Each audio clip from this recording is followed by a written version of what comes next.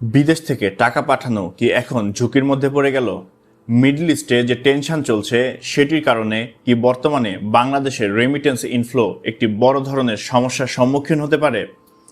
সবচাইতে বড় প্রশ্ন হলো যে আপনার পরিবারের কাছে আপনি যে টাকা পাচ্ছেন সেটি কি এখন বড় ধরনের ঝুঁকির মধ্যে পড়ে গেল? আজকের এই ভিডিওতে কথা বলবো এই গুরুত্বপূর্ণ টপিক নিয়ে।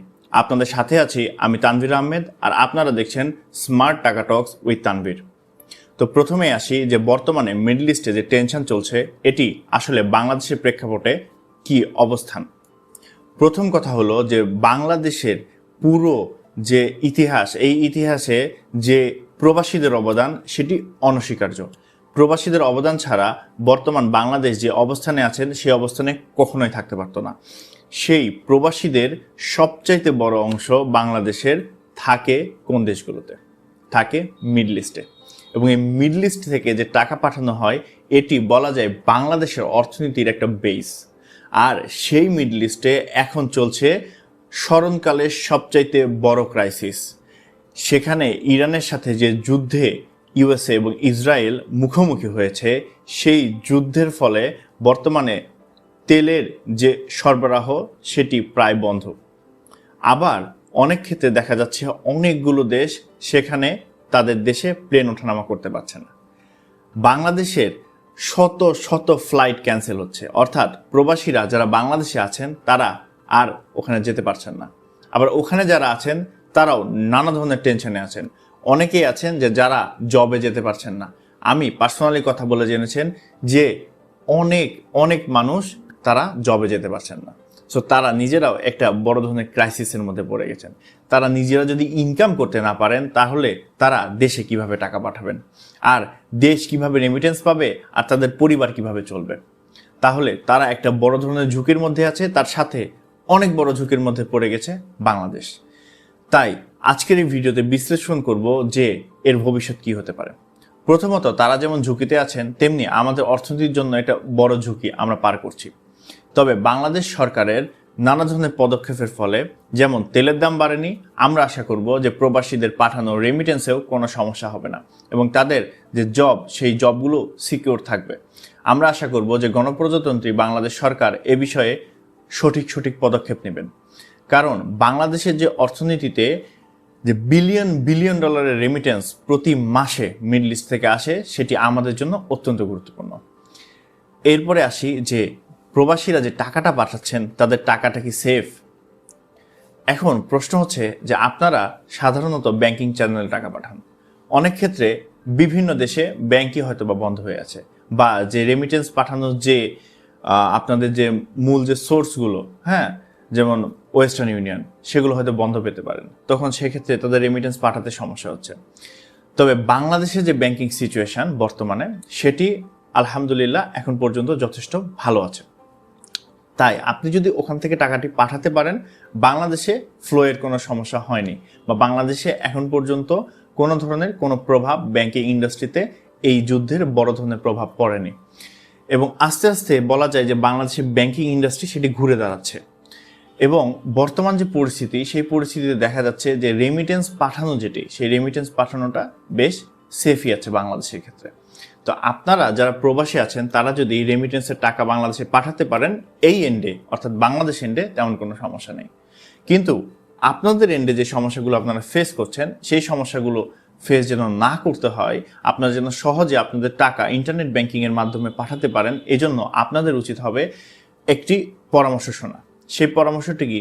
সেই পরামর্শটি হলো যে বাংলাদেশে বিভিন্ন ব্যাংকের, আমি কোনো ব্যাংকের নাম বলছি না, বাট বিভিন্ন ব্যাংকের অনেক ধরনের মোবাইল সার্ভিসও আছে, যে মোবাইল সার্ভিসের মাধ্যমে আপনারা ঘরে বসে, অর্থাৎ প্রবাসে ঘরে বসেই শুধুমাত্র কয়েকটি ক্লিকের মাধ্যমে আপনার ঠিক এই এন্ডে যিনি আছেন তার মোবাইলে টাকাটি পাঠিয়ে দিতে পারেন। তখন কি হবে যে তার টাকাটি উঠাতে যেমন সমস্যা হবে না, আপনার ওই টাকাটি পাঠানোর জন্য কোনো ব্যাংকে বা ওয়েস্টার্ন ইউনিয়নেও যেতে হচ্ছে না। তাহলে কি সুবিধা হচ্ছে? এখানে আপনি যেমন রিস্ক ফ্রি থাকছেন তেমনি আপনার ট্রানজ্যাকশনটিও সাথে সাথে হয়ে যাচ্ছে, তাই না? সো বর্তমানে যে একটা ক্রাইসিস মোমেন্টে পুরো বিশ্ব আছে, পাশাপাশি আপনারা আছেন, তো সেই ক্রাইসিস মোমেন্টে এই যে পদ্ধতি, এই পদ্ধতিটা আপনারা ব্যবহার করতে পারেন। এবং রেমিটেন্সের ইনফ্লো বাংলাদেশে যদি কমে যায় তাহলে কি হতে পারে চলেন ভেবে দেখি। বাংলাদেশ যে পরিমাণ টাকার জিনিস বিদেশ থেকে কেনে তার থেকে অনেক কম পরিমাণ টাকার জিনিস বিদেশে বিক্রি করে, যার ফলে প্রতি বছরই আমাদেরকে একটি ডেফিসিট বা এক ধরনের লসে থাকতে হয়। ধরেন আপনার বাসা থেকে আপনি যে পরিমাণ টাকা আর্ন করেন তার থেকে বেশি টাকা আপনাকে বাইরে দিয়ে দিতে হয়।